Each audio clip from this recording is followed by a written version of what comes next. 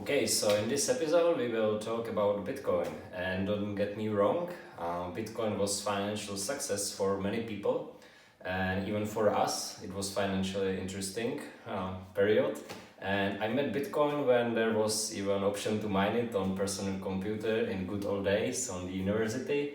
And we even bought some Bitcoins around $45 and then around $150. And when I hear people see, oh, if you buy Bitcoin in the good old days, you will be billionaire now, and they just repeat something that they read in some article, and it's completely bullshit because in that time it was Wild West and there was pump and dump schemes. There was like people stealing. We had Bitcoins in Japan in exchange, and they robbed this exchange. So it wasn't so easy and so simple as they write in articles. Like if you buy it in the time when Bitcoin was like $1. But it was a period of time when you can make money on Bitcoin in speculation, not investment, if you don't invest in the mining, machines and so on. But also, other thing, when people speak that Bitcoin, we will speak about some plus for Bitcoin, and I will say you why Bitcoin as a currency will fail in the future. And nobody speak about it actually, and I'm impressed because so many economic guys and financial guys speak about it, and they miss completely the main reason. And let's start with pluses, because when I hear that Bitcoin has no value, and for example we are investors and we move a lot of money all over the world, and I will always just think, oh, just one investor want to withdraw some money and he need to wait like 3 days because unfortunately it's after 5 p.m. and if you want to send money after 5 p.m. you need to wait to another day, and if the another day is Saturday or Sunday, so you cannot also send it through the bank because unfortunately nobody wants to send money through the weekend. In case that investor call you on Saturday that he needs money, it's completely crazy, the banks and the system. And this is big plus for Bitcoin and other cryptocurrencies actually. And I think they will be a big change to the financial industry for bank industry, because Swift system is so old. If you see how Swift system works in technical side, you will be amazed how banks transfer billions and trillions of dollars in what system it is. So I think they will adopt blockchain and so on, and the transaction will be free and so on.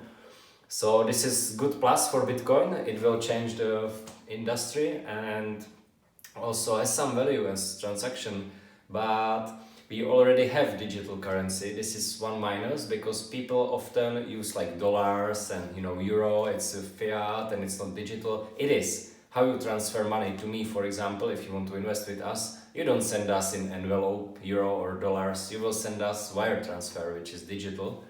So this is like gently plus. And so yes, Bitcoin has a value, and this is it. As transaction currency, it's much better than what we have now.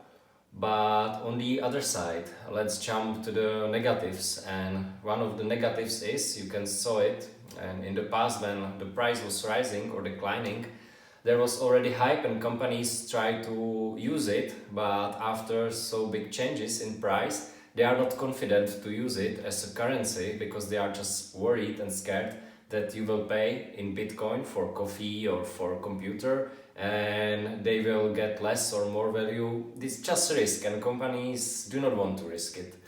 For them it's big danger, but it's still not the main reason. The main reason is this. Imagine that in old days it took like 2 generations to build a wealthy. Carnegie was there, and you need to have, or Trump, even your president, you need to have like kind of father that already built something and then you just grow it or dump it, but you need just 2 generations to make money.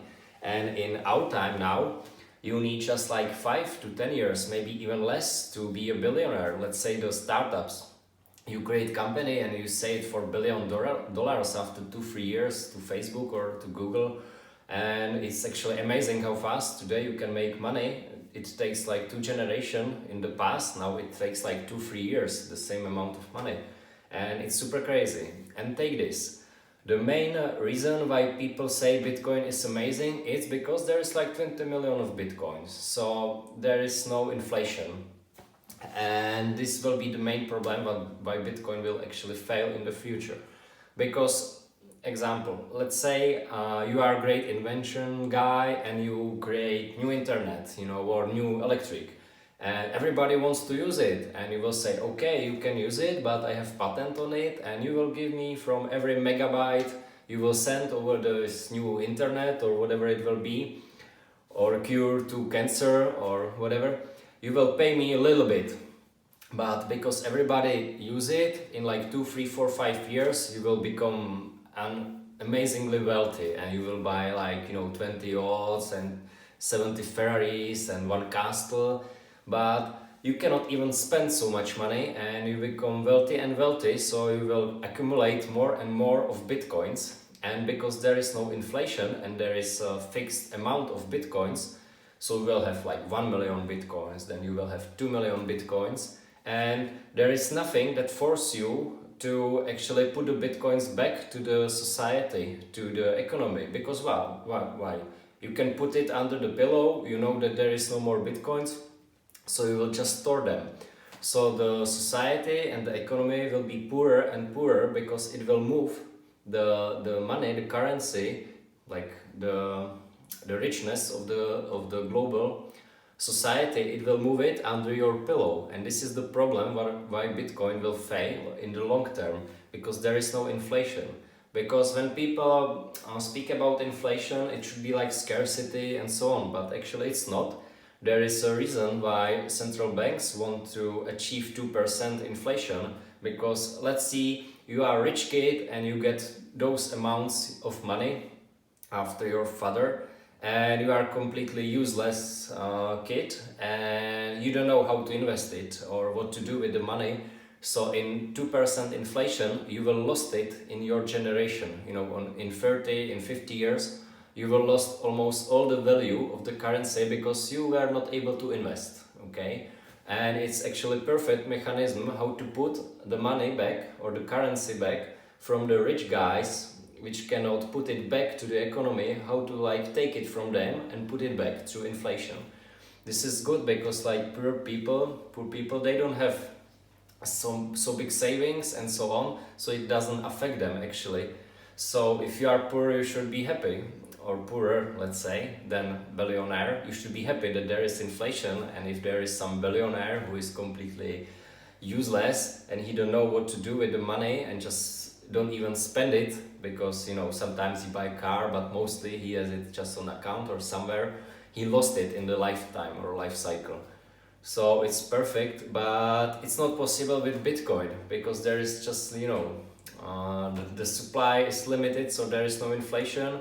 And this is the main reason why I think the Bitcoin will fail in the future as a currency, because if this happens, so basically if this happens and Bitcoin will be successful as currency globally, and this start to happen, so the richer guys will be richer and richer, so then will people go simply to the street and they will ruin Bitcoin, they will stop to use it, or they will start to use alternative methods, and so on. So this is the main reason, and I'm shocked that nobody is thinking about it. If you think something different, it's okay, this is just like philosophical debate, so let me know in the comments, because it's not in the 1 year or 2 years, it's like the future, and like if the Bitcoin can succeed, and this is my opinion. See you.